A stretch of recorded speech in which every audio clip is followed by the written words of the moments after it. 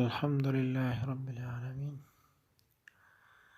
والعاقبة للمتقين، والصلاة والسلام على أشرف الأنبياء والمرسلين وعلى آله وصحبه. محترم عزیزان، امید لرم چې ډېر ښه به یې الله خوشحاله ساته. په نننۍ ویډیو کې به زه تاسو ته یو داسې عمل ښیم، ډېر بهترین عمل دی. محترم عمل دا دی چې دې نه مخکې ما چې کوم دی یو دوه ویډیوګانې وکړې د امتحان د پاس کېدو لپاره. یو خو امتحان چې کوم دی هسې پاس شي، دا هم ډېره توره ده. بعضې نیم سټوډنټان ډېر قابلان وي، هغې ووایي چې یاره موږ پکې پوزیشنې واخلو. د هر چا دا شوق وي. نو محترمو عزیزانو، ډېر بهترین عمل دی. نو دا وظیفه چې کوم دی د هغه سټوډنټانو دپاره ده یا هغه طالباتو دپاره ده چې هغوی په امتحان کې د پوزیشنو اخیستلو شوق وي، چې یاره موږ پکې پوزیشن واخلو. محترمو عزیزانو، دا اسانه وظیفه ده، ډېره ښکلې وظیفه ده. چې کوم کسان وایي چې موږ پوزیشن اخلو، هغوی چې کوم دی دا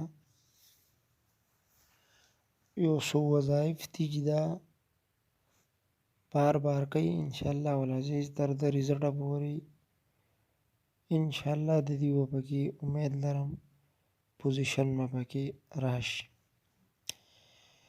نو محترمو عزیزانو، دا یو څو وظایف دي. یو وظیفه چې کوم دی دا ده چې اول به 11 پیرې درود شریف وي،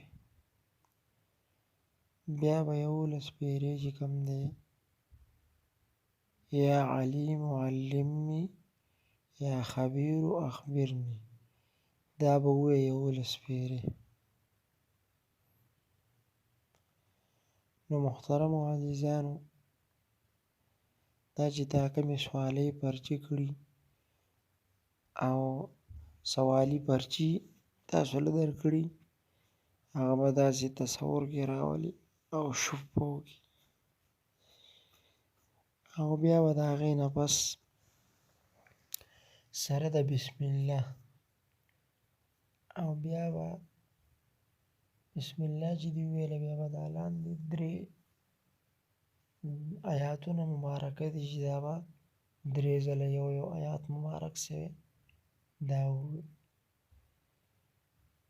حسبي الله لا إله إلا هو عليه توكلت وهو رب العرش العظيم أنت ربي أنت حسبي أنت ولي في الدنيا والآخرة وأفوض أمري إلى الله. محترم عزیزانو، دا ډېره بهترینه وظیفه ده. دا 11 پیرې درود شریف، بیا 11 پیرې یا علیم علمني یا خبیر اخبرني، او بیا اخره کې دا دعا 3 ځله ویل. انشاءالله العزیز چې ستاسو کومې سوالي پرچې تاسو ورکړي او هغه هم داسې ذهن ته راوړي، یاره پلانکې پرچه ما داسې کړې وه ما داسې کړې وه. اولا کې ډېر قابلان سټوډنټان وي، ښه ښکلې پرچې کړي، په ځان اعتمادي، بیا هم پوزیشن را نه شي. نو بیا دوباره ریچیکینګ دپاره چې کوم دی هغې بیا پیسې جمع کړي چې یاره دا څه وجه ده، ما له خپل حق ولې نه راکوي.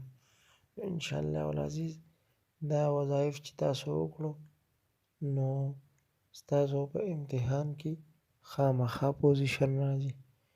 نو محترمو عزیزانو، زموږ پښتو وظایف په نوم باندې دا چینل درسره سبسکرایب کړئ او مخکې نورو ملګرو ته هم شیر کړئ چې ډېره فایده وشي.